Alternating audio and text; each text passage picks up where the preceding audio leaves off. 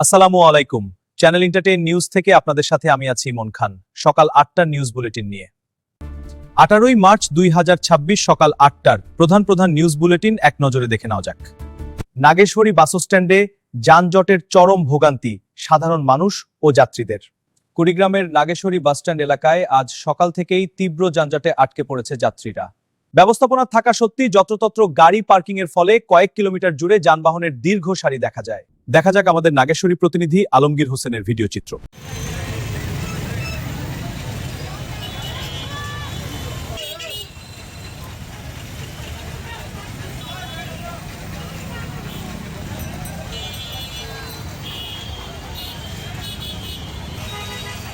ভোগান্তি যাত্রীরা, বিশেষ করে অফিস ফেরত মানুষ এবং দূরপাল্লার যাত্রীরা ঘন্টার পর ঘন্টা যানজটে আটকে থেকে নাবিশ্বাস তুলছেন। স্থানীয়দের দাবি, এলাকাবাসীর মতে বাস স্ট্যান্ডের এই যানজট এখন নিত্যদিনের চিত্র হয়ে দাঁড়িয়েছে।